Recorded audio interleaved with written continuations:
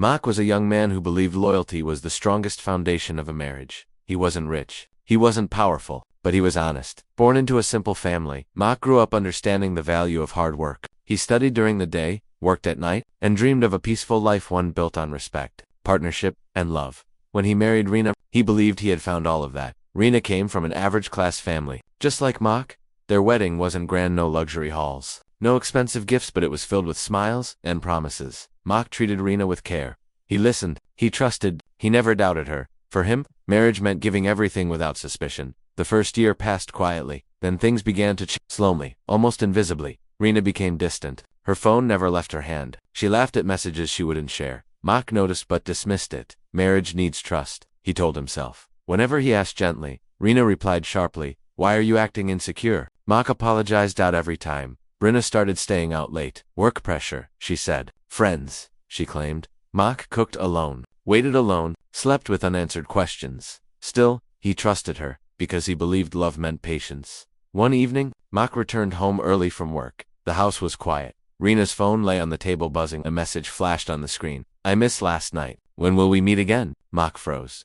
His hands shook as he unlocked the phone, not out of control, but out of necessity. The truth unfolded. Painfully. Chats, photos, promises. She wasn't just talking to someone. She was cheating. When Rena came home, Mock didn't shout. He placed the phone on the table. "Explain," he said quietly. Rena went silent, then angry. "You invaded my privacy," she snapped. Mock laughed softly.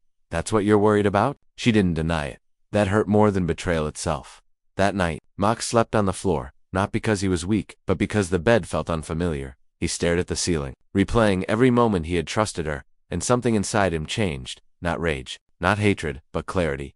Mock realized something important. Crying wouldn't change the truth. Begging wouldn't restore respect. Anger would only destroy him. If Rena chose betrayal, Mock would choose self-respect, and that decision marked the beginning of a revenge that would not be loud or violent but unforgettable. Mock did not leave the house the next morning. He didn't shout. He didn't pack bags dramatically. He simply watched. Rena moved through the house as if nothing had happened, her indifference cutting deeper than betrayal itself. That was when Mock understood something painful. She wasn't sorry. She was relieved she'd been caught. Mock stopped asking questions. No more why. No more explanations. Silence became his shield. Rena mistook it for weakness. "You're acting strange," she said one evening. "Are you scared to lose me?" Mock looked at her calmly. "I already lost you," he replied. She laughed. That laugh stayed with him. Within a week, Mock moved out. Not to make a scene. Not to punish her emotionally. He left because staying would have destroyed his dignity. He rented a small room near his workplace. Bare walls, a thin mattress, and endless nights of self-reflection.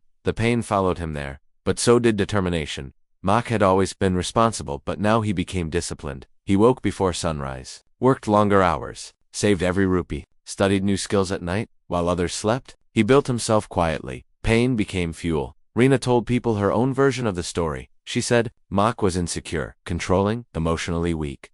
People believed her. Mock didn't defend himself because real revenge doesn't argue, it evolves. One day, Mock met a lawyer, not for anger. For fairness, he filed for divorce, clean, dignified. Evidence-backed. No accusations. Screamed aloud. Just facts.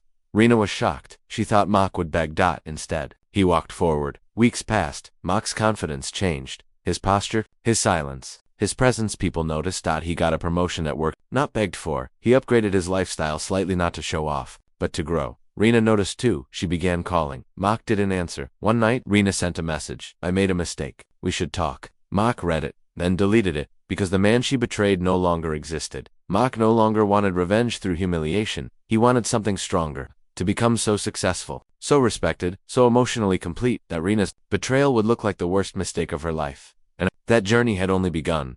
Mock's life no longer revolved around memories. It revolved around progress. Months passed, and the small rented room that once echoed with silence now felt like a workshop of ambition. Mock invested in himself: online courses, skill certifications, late-night learning sessions that reshaped his future. He wasn't chasing revenge. He was chasing growth. One afternoon, Mock was called into his manager's office. His consistent performance, leadership mindset, and reliability had not gone unnoticed. He was offered a major project, one that came with responsibility, recognition, and a significant salary increase. Mock accepted calmly, but inside, something healed. Not pride. Validation. People who once pitied him now respected him. Colleagues sought his advice. Managers trusted his judgment. The same people who had believed Rena's version of the story now questioned it because Mock didn't look broken. He looked unbothered. Rena's 1. She destroyed her marriage. 4. Didn't survive. Reality? The man she cheated with didn't want commitment, only excitement. When responsibility appeared, he disappeared. Rena tried calling Mock again. This time, more messages, more apologies. No response.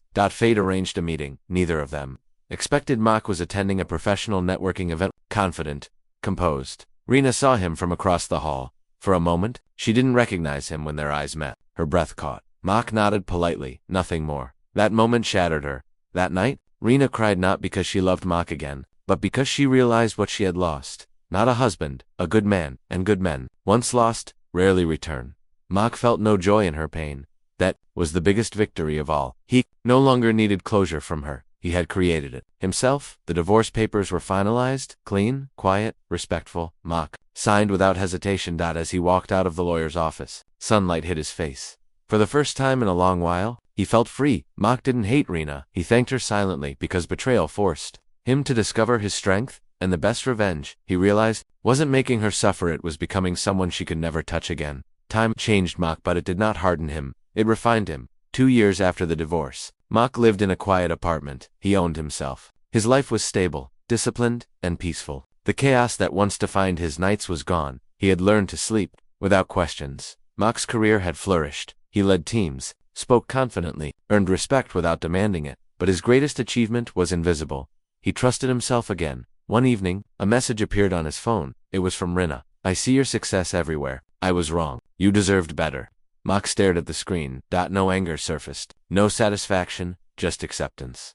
He replied with one sentence. I hope you find peace. I already have. Then he blocked the number. That was the final door closed. Mock eventually met someone new, not immediately, not desperately. She wasn't perfect, but she was honest. They built something slowly, carefully, without lies, without fear. Mock didn't rush, because love, he now knew, should feel safe. Rena watched from a distance. Mock's name appeared in professional circles. His life looked complete. She realized too late, cheating doesn't just end relationships, it ends futures. And once trust is broken, no apology can glue it back together. Mock never insulted her, never exposed her publicly, never tried to humiliate her. His revenge was simple. He moved on, and that hurt more than any confrontation ever could.